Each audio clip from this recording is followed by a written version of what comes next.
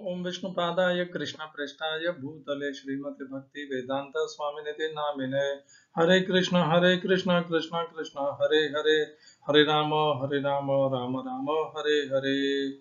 श्रील ऐसी भक्ति वेदांत स्वामी प्रभुपाद की जय। आचार्य महात्मा गांधी जी की जय। भगवद गीता 2020 में आपका स्वागत है। आज की श्लोक संख्या 11वें अध्याय का 33वां श्लोक है। पुनर्कथन कर लेते हैं 32वें श्लोक का, जिसमें भगवान अर्जुन के प्रश्न का उत्तर देते हैं। अर्जुन ने भगवान से प्रश्न पूछा, आप कौन हो ये बताइए, आपको मैं जानना चाहता हूँ और मैं आपके प्रवृत्ति, धर्म और कर्तव्य को नहीं जानता हूँ। भगवान उत्तर दे रहे हैं, श्री भगवान उवाच कालो अस्मि लोक क्षय कृत प्रवृद्धः लोकान् समाहर्तुमिह प्रवृत्तः ऋतेऽपि त्वां न भविष्यन्ति सर्वे ये अवस्थिता प्रत्यनिकेषु योद्धाः। तो भगवान कह रहे हैं, मैं काल हूं जो लोक का नाश करने के लिए यहाँ पर उत्पन्न हुआ हूं। इन समस्त लोकों को नाश करना यही मेरा यहाँ पर आने का प्रयोजन है, और तुम्हारे युद्ध किए बिना भी ये सब नहीं रहेंगे जो भी विरोधी पक्ष में उपस्थित योद्धागण हैं। तो भगवान ने बहुत स्पष्ट कह दिया, देखिए इस संसार में वही होता है जो भगवान चाहते हैं। कब किसकी कितनी आयु उसे मिलेगी और कब किसको मृत्यु मिलेगी, इसका निश्चय हम मनुष्य नहीं करते हैं, डॉक्टर भी नहीं करते हैं। इसका निश्चय स्वयं भगवान करते हैं और काल रूप में करते हैं। और जब काल आ जाता है, अर्थात मृत्यु आ जाती है, तो उसे कोई नहीं रोक पाता। यहाँ पर जब भगवान काल के रूप में उपस्थित हो गए, तो भगवान ने एक साथ उस लगभग पूरी की पूरी 18 अक्षणी सेना को काल का ग्रास बना लिया। तो भगवान के लिए वे सभी जो भी उस युद्धभूमि में थे, उनका काल उसी समय उन्हीं दिनों में युद्ध के दौरान आ गया और सब के सब काल का ग्रास बन के मृत्यु को प्राप्त हो गए। जहां पर भगवान स्वयं काल रूप से उपस्थित हो गए हों, वहां पर वे कहां बचने वाले थे। तो भगवान यही कह रहे हैं कि मैं काल रूप में यहाँ पर उपस्थित हुआ हूं। तो देखिए, पहले भगवान अर्जुन ने कहा भगवान को 11वें अध्याय के 16वें श्लोक में, विश्वेश्वर विश्वरूप, हे विश्व के ईश्वर, मैं आपके इस विश्व रूप को देख रहा हूं। और उसके बाद में भगवान का विश्व रूप परिवर्तित होने लगा और उग्र से और अति उग्र को प्राप्त होने लगा, और अति उग्र होकर के भगवान ने उस युद्ध भूमि में उपस्थित योद्धागणों को अपने मुख में खींच करके उन्हें मृत्यु प्रदान कर दी। इस भयंकर और विनाशकारी दृश्य को देखकर अर्जुन भयभीत हो गए, और अर्जुन ने भगवान से पूछा, और अब अर्जुन और भगवान स्वयं अपना परिचय दे रहे हैं। वैसे तो इस अध्याय को सभी विश्वरूप कहते हैं, परंतु वास्तविकता यही है कि यह अध्याय मुख्यतः भगवान के काल रूप का है। तो यह कहना अनुचित तो नहीं होगा कि इस अध्याय का नाम विश्व रूप से ज्यादा उपयुक्त तो यह होता कि इसका नाम लिखा जाता विश्व काल रूप या काल रूप लिखा जाता, क्योंकि इस अध्याय की मुख्य भूमिका और महत्वपूर्ण सबसे काल रूप है। तो भगवान अर्जुन के पूछने पर अपना परिचय दे रहे हैं, कालोस्मि, मैं काल हूं जो यहाँ पर इन सब का नाश करने के लिए उत्पन्न हुआ हूं, और इन सब का नाश करना ही मेरा प्रयोजन है। और तुम लड़ो या न लड़ो, ये तो मृत्यु को प्राप्त होंगे ही। तो देखिए, मनुष्य भगवान पर आधारित हो सकता है और होता भी है, परंतु भगवान अपने किसी भी कार्य को पूर्ण करने के लिए मनुष्य पर निर्भर नहीं है। भगवान ने यहाँ पर यह स्पष्ट कर दी है, तुम लड़ो या न लड़ो, ये तो मरने निश्चित ही है। भगवान एक बार किसे मृत्यु प्रदान करने का ठान लेते हैं तो उसे कौन बचा सकता है।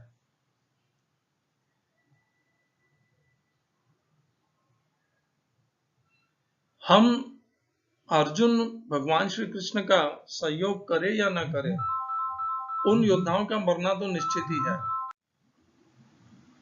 हरे कृष्णा। तो यहाँ पर भगवान ने बताया, आज की श्लोक संख्या 33वें श्लोक में भगवान आगे बताएंगे, तस्मात् त्वम् उत्तिष्ठ यशो लभस्व जित्वा शत्रुन् भुङ्क्ष्व राज्यं समृद्धं मयैवैते निहताः पूर्वमेव निमित्त मात्रं भव सव्यसाचिन्। हिंदी अनुवाद गीता यथारूप श्रील प्रभुपाद। अतः उठो, लड़ने के लिए तैयार हो और यश अर्जित करो, अपने शत्रुओं को जीत कर संपन्न राज्य का भोग करो। ये सब मेरे द्वारा पहले ही मारे जा चुके हैं, और हे सव्यसाची, तुम तो युद्ध में केवल निमित्त मात्र हो सकते हो। English translation Gita as it is Swami Prabhupada. Therefore, get up and prepare to fight. After conquering your enemies, you will enjoy a flourishing kingdom. They are already put to death by my arrangement, and you, O Savyasachin, can be but an instrument in the fight. इस श्लोक में प्रयोग किए गए संस्कृत शब्दों के अर्थ हैं तस्मात्, अतएव, त्वम, तुम, उत्तिष्ठ, उठो, यशः, यश सम्मान, लभस्व, प्राप्त करो, दूसरी पंक्ति, जित्वा, जीत कर, शत्रुन, शत्रुओं को, भुङ्क्ष्व, भोगो, राज्यम, राज्य को, समृद्धम, समृद्ध राज्य को, तीसरी पंक्ति, मया, मेरे द्वारा, एव, निश्चय ही, एते, ये सब, निहताः, मारे गए हैं, पूर्वम, पूर्व में, एव, निश्चय ही।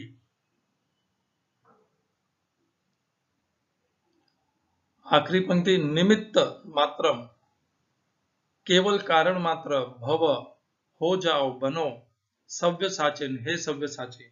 इस श्लोक का तात्पर्य गीता यथारूप स्वामी प्रभुपाद के द्वारा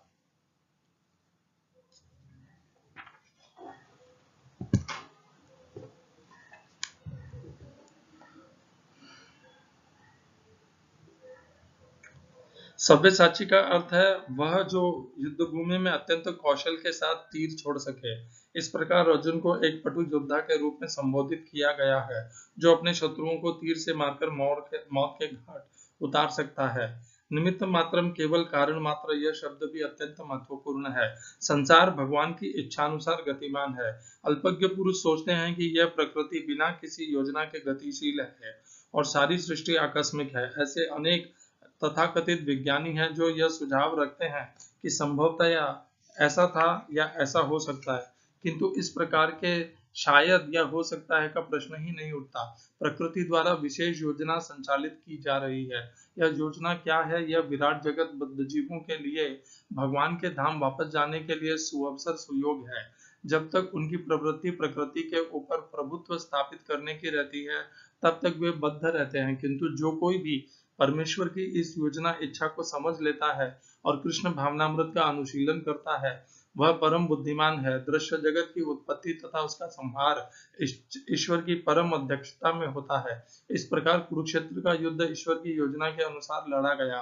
अर्जुन युद्ध करने से मना कर रहा था, किंतु उसे बताया गया कि परमेश्वर की इच्छा अनुसार उसे लड़ना होगा, तभी वह सुखी होगा। यदि कोई कृष्ण भावनामृत से पूरित हो और उसका जीवन भगवान की दिव्य सेवा में समर्पित हो, तो समझो कि वह कृतार्थ है। ओम अज्ञानतिमिरन्धस्य ज्ञानाञ्जनशलाकया चक्षुरुन्मिलितं येन तस्मै श्री गुरुवे नमः।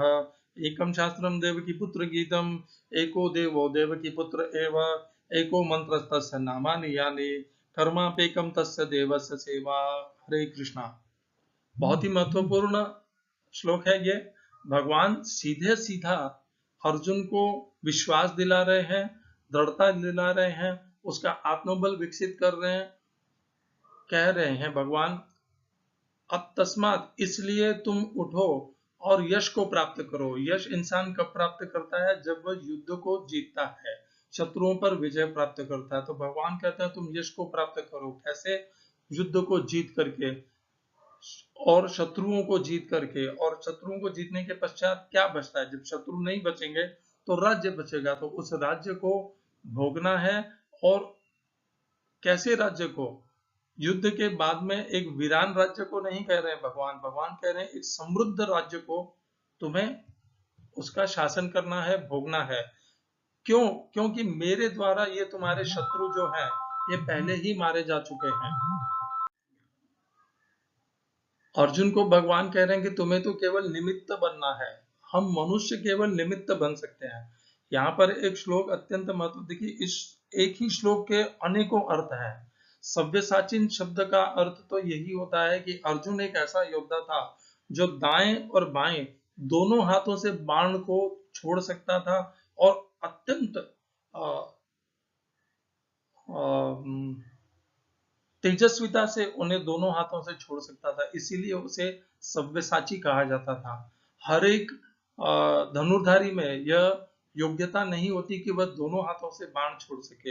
अर्जुन एक अद्भुत और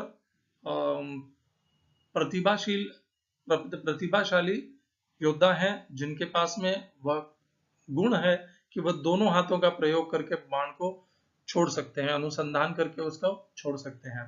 तो यह सव्यसाची शब्द का अर्थ था। भगवान ने उस पंक्ति, आखिरी पंक्ति में एक तरफ तो अर्जुन को सव्यसाची कहा कि तुम बाण छोड़ो, और दूसरे में कहा कि तुम केवल निमित्त बनो, और उसी पंक्ति में कहा कि तुम निमित्त बनो। तो बाण छोड़ना यह अर्जुन का कार्य है।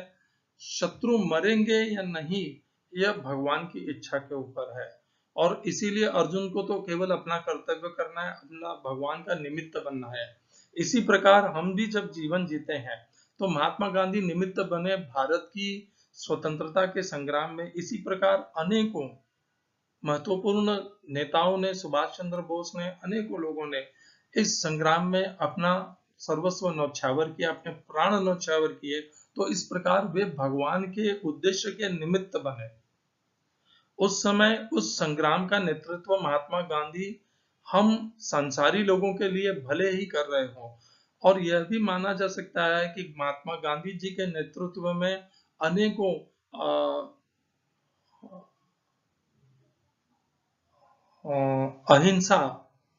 अहिंसा का व्रत धारण किए हुए भारतीयों ने अपने देश की स्वतंत्रता के लिए प्राण न्यौछावर किए, यह कहा जा सकता है। परंतु लेकिन वास्तविकता तो यही है कि यह सब भगवान की इच्छा से हो रहा था। स्वयं गांधी जी भगवान की इच्छा से उस संग्राम का नेतृत्व कर रहे थे।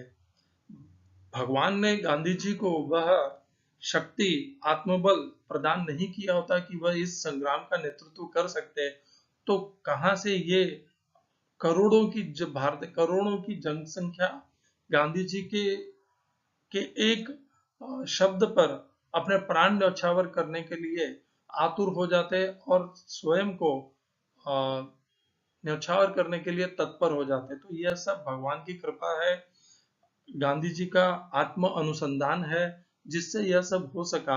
उन्होंने स्वयं का तो अनुसंधान करके उसे स्वयं का उद्धार किया ही, उन्होंने अनेकों करोड़ों भारतीयों का उद्धार किया और हमारी आने वाली अनेकों पीढ़ियों का भी उद्धार किया, इस भारत का उद्धार किया। हम वापस इस श्लोक पर आ जाते हैं। तो हमें तो निमित्त बनना है। आज जब मोदी जी इलेक्शन, चुनाव लड़ते हैं, जीतते तो मोदी जी हैं, परंतु उस जीत के पीछे बीजेपी के अनेकों, आरएसएस के अनेकों कार्यकर्ता होते हैं जो सेवा में लगे रहते हैं, तब जाकर के वह जीत प्राप्त होती है मोदी जी को और बीजेपी को। तो निमित्त बहुत सारे बनते हैं। इसी प्रकार भगवान की तो एक महान योजना है जो सर्वोपरि योजना है, और उस भगवान की योजना को कार्यान्वित करने के लिए अर्जुन को निमित्त केवल बनना है। बाकी जो इस युद्ध का परिणाम निकालना है, उस युद्ध का परिणाम भगवान पहले ही निश्चित कर चुके हैं, और उन्होंने पिछले श्लोक में ही बता दिया कि ये सारे विरोधी पक्ष में जितने भी खड़े हैं ये सब मारे जाएंगे और मैंने इन्हें पहले ही मार दिया है। तो देखिए काल रूप में भगवान उन्हें पहले ही मार चुके हैं और सांसारिक दृष्टि में अब अर्जुन के हाथों से वे मृत्यु को प्राप्त होंगे। उन्हें एक बाण लगेगी अर्जुन की और बाण से धराशायी होकर के वे मृत्यु को प्राप्त होंगे। उनका शरीर शरीर शरीर के अंदर जो जीवन शक्ति है वह शरीर को छोड़ देगी जब बाण लगेगी तब। तो उस समय दृश्य जगत में हमें तो यही दिखेगा कि अर्जुन ने तीर मारा, ऐसा घातक तीर मारा कि उस तीर से उस प्रतिद्वंदी के जीवन शक्ति नष्ट हो गई और प्राण निकल गए। वास्तविकता यह है कि प्राण शक्ति और जीवन शक्ति और प्राण तो भगवान ने पहले ही ले लिए थे। अर्जुन को केवल एक निमित्त बनना था, बाण छोड़ करके उनको अपनी मृत्यु तक पहुंचाना था उन्हें। अर्जुन युद्ध करना नहीं चाहते थे। भगवान इस श्लोक में उन्हें दृढ़ता से कह रहे हैं युद्ध करिए और युद्ध करो क्योंकि तुम्हें निमित्त बनना है। भगवान स्वयं इस युद्ध के परिणाम का श्रेय अपने ऊपर नहीं चाहते थे। भगवान को श्रेय की आवश्यकता नहीं है। भगवान की योजना तो वैसे भी सफल हो ही जाएंगी। भगवान अपनी योजना को ऐसे न वैसे सफल करवा ही लेंगे और भगवान को यश की कोई आवश्यकता नहीं है। भगवान यह सब अपने भक्तों के लिए और जो भी भगवान के कार्य में निमित्त बनते हैं उनको प्रदान कर देते हैं यश और फल भी प्रदान कर देते हैं। अर्जुन ने नहीं मांगा था कि मुझे यश की प्राप्ति हो इसलिए मैं युद्ध करूं। अर्जुन ने एक बार भी पहले अध्याय में अर्जुन विषाद योग में यह नहीं कहा कि मैं यह युद्ध तभी करूंगा जब मुझे यश की प्राप्ति होगी और यह धन धान्य से समृद्ध राज्य मुझे प्राप्त होगा। यह तो अर्जुन जानते ही थे कि उन्हें ऐसे भी मिलने ही वाला है यदि वे युद्ध को जीत गए तो। अर्जुन ने तो उस लालच के पश्चात भी युद्ध नहीं करने का निश्चय किया था। अर्जुन उनमें से नहीं है जो समृद्ध राज्य के लालच में आकर के इस युद्ध को कर लेंगे, परंतु अर्जुन उनमें से अवश्य है जो भगवान की आज्ञा का पालन निश्चित रूप से करेंगे।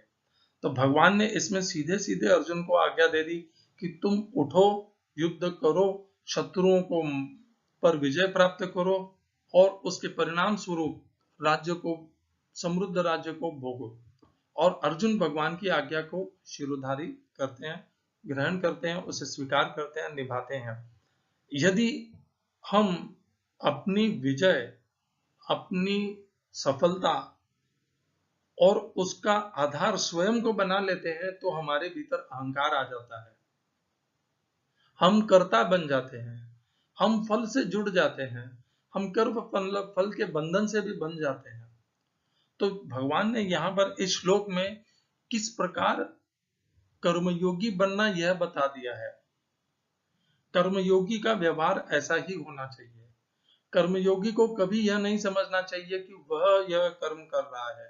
कर्मयोगी को सदैव कर्म के फल, पहले तो यह समझना है कि पहले तो उसे कर्मयोगी को न तो जय न विजय, न लाभ न हानि और न सुख और दुख, इनके परे होकर के, इनके बिना बंधन में बंधे अपने कर्तव्य को करना है, तब वह कर्मयोगी कहलाता है।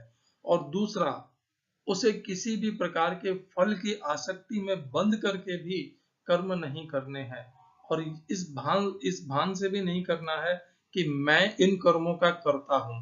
तो इस दो प्रकार के कर्ता के बोध को, पहला कर्ता फल से बंध जाता है उस बोध को, दूसरा मैं करता हूं, मैंने ये प्राप्त किया है अपने कर्मों के द्वारा, इस कर्ता के अहंकार को त्यागता है, वही कर्मयोगी होता है। इस श्लोक में भगवान ने कर्मयोगी को क्रियान्वित करके बताया है कि कैसे कर्मयोगी बनना चाहिए। उन्होंने अर्जुन को कर्मयोगी बनाने के लिए, एक भक्त है अर्जुन, उस भक्त को अर्जुन भगवान कर्मयोगी बना रहे हैं। अर्जुन नहीं चाहते युद्ध करें, परंतु भगवान की इच्छा है कि ये जो क्षत्रिय हैं, जो धर्म अधर्म, सत्य असत्य, इनके बीच में भेद नहीं कर पा रहे, और जो अनेकों इसमें से अधिकतर, जो क्योंकि कौरवों की सेना संख्या में अधिक थी, और अधिकतर क्षत्रिय यह नहीं तय कर पा रहे कि उन्हें क्या करना चाहिए, उनके लिए किम कर्तव्य विमूढ़ है, उन्हें नहीं पता कि उनके लिए क्या धर्म है और क्या अधर्म है। तो ऐसे मनुष्यों का, ऐसे क्षत्रियों का जिन्हें यह नहीं समझ में आता कि उन्हें क्या करना चाहिए, उनका नष्ट हो जाना ही उपयुक्त है, क्योंकि जब तक वे जीवित रहेंगे तब तक धर्म की स्थापना नहीं हो पाएगी। जब जब धर्म की स्थापना का प्रयास किया जाएगा, ये इस प्रकार के क्षत्रिय जिन्हें धर्म समझ में नहीं आ रहा, वे आकर के उस धर्म की स्थापना में विघ्न उत्पन्न करते रहेंगे। इसलिए भगवान ने धर्म की स्थापना के लिए, पांडवों के द्वारा धर्म की स्थापना के लिए, भगवान ने यह स्वयं ही इस युद्ध को होना अनिवार्य समझा। और जब अर्जुन युद्ध को त्याग रहे थे, तब भी भगवान ने इस युद्ध को न होने से रोका, और भगवान ने अर्जुन को गीता का ज्ञान दे करके, कर्मयोगी बना करके अर्जुन से यह युद्ध महाभारत का करवाया, और अर्जुन को निमित्त बना करके अधिकतम क्षत्रियों का नाश कर दिया, ताकि मूल से धर्म की पुनः पांडवों के द्वारा स्थापना हो सके। क्यों किया भगवान ने ऐसा? तो उसका कारण सीधा सीधा है, क्योंकि भगवान का धर्म ही यही है, उनका कर्तव्य यही है, उनका उद्देश्य ही यही है। केवल और केवल इसी प्रकार से धर्म की स्थापना हो सकती है। ये जो अभी हम जिस युग में हैं, इस युग में धर्म की स्थापना इसी प्रकार से हो सकती है। अभी हम सतयुग में नहीं हैं। तो जब भगवान ने चौथे अध्याय भी हमें यह बात बताई थी, चौथे अध्याय के 8वें श्लोक में भगवान ने कहा, मैं क्यों जन्म लेता हूं और मेरा प्रयोजन क्या होता है। परित्राणाय साधूनां विनाशाय च दुष्कृताम धर्म संस्थापनार्थाय संभवामि युगे युगे। भगवान सदैव यह चाहते हैं कि धर्म की स्थापना हो, अधर्म का नाश हो, अधर्मियों और दुष्टों का नाश हो, और साधुजनों और सज्जनों की रक्षा हो। और इस उद्देश्य को स्थापित करने के लिए जो कुछ भी करना अनिवार्य है, उस करने में भगवान कभी चूकते नहीं। भले उन्हें अपना वचन भी भंग करना पड़े तो भगवान चूकते नहीं, क्योंकि भगवान के लिए वचन से ज्यादा महत्वपूर्ण उद्देश्य है, उनका कर्तव्य है। यदि भगवान श्री कृष्ण अपने इस कर्तव्य को पूर्ण नहीं करेंगे तो और कौन करेगा।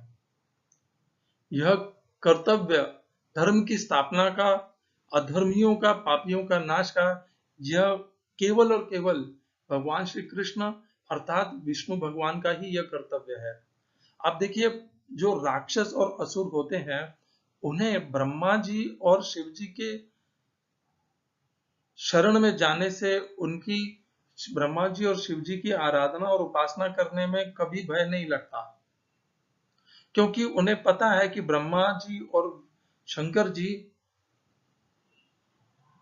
सीधे सीधे असुरों का विनाश हो ऐसा नहीं चाहते हैं,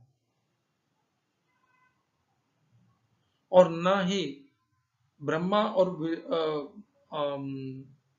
महादेव का यह उद्देश्य है कि धर्म की स्थापना हो, अधर्मियों का नाश हो, और जो सज्जन है उनकी रक्षा हो। उनका यह उद्देश्य है ही नहीं, वे तो स्वयं इसमें निमित्त है। यदि उनका यह उद्देश्य होता तो उन्होंने इतने सारे असुरों को क्यों वरदान दिया होता। सारे असुरों ने वरदान तो ब्रह्मा और शिव जी से ही प्राप्त किए हैं। विष्णु भगवान ने तो कभी किसी असुर और दैत्य को शक्ति प्रदान की ही नहीं, और इसीलिए असुर सदैव विष्णु विरोधी रहे, क्योंकि उन्हें पता है। कोई भी असुर, आपने सुना है क्या कोई असुर विष्णु जी की शरण में गया? प्रहलाद महाराज असुर नहीं है, वे दैत्य परिवार में जन्म लिए हैं, परंतु वे असुर नहीं है, वे भक्त हैं। परंतु जो असुर के गुण रखता है, दैत्य के गुण रखता है, और उस गुणों को निर्वाह भी करता है और फिर भी वह भगवान विष्णु की शरण में हो, ऐसा कोई नहीं है।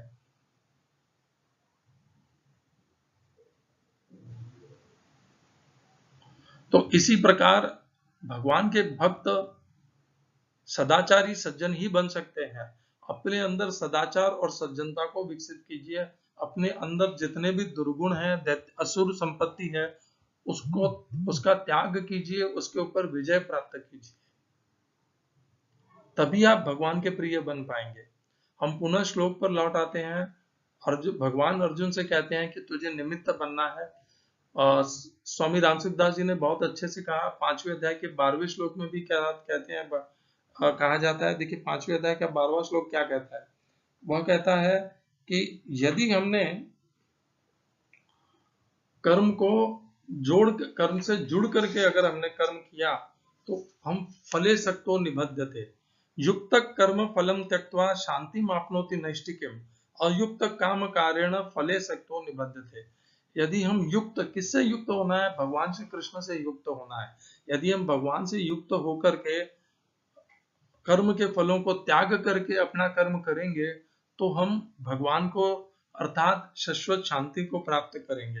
और इसके विपरीत यदि हम कर्म फलों से बंधन को जुड़ करके कर्म फलों के हेतु कार्य करेंगे तो हम उससे बंध जाएंगे, फले सक्तो निबध्यते। तो इसी के विपरीत भगवान ने इस श्लोक में उसका कर्मयोग का हमें कुंजी अर्थात एक कुंजी प्रदान कर दी कि कैसे कर्मयोगी बनना है। कर्मयोगी बनने के लिए अपने आप को निमित्त मात्र बना लीजिए। जब आप दान देते हैं, किसी की सेवा करते हैं, किसी के लिए कुछ भला करते हैं, तो अपने आप को ये मत समझिए कि ये मैं कर रहा हूँ। अपने आप को निमित्त समझिए और भगवान ही यह सब मेरे द्वारा व्यवस्था करवा रहे हैं, इस प्रकार ध्यान करके अपने आप को उन कर्मों के फलों से मुक्त कर लीजिए। यही एकमात्र साधन है एक अच्छा और सफल कर्मयोगी बनने का। अपने आप को सदैव निमित्त मात्र बन के चलिए। हरे कृष्णा। श्रील एसी भक्ति वेदांत स्वामी प्रभुपाद की जय। आचार्य महात्मा गांधी जी की जय।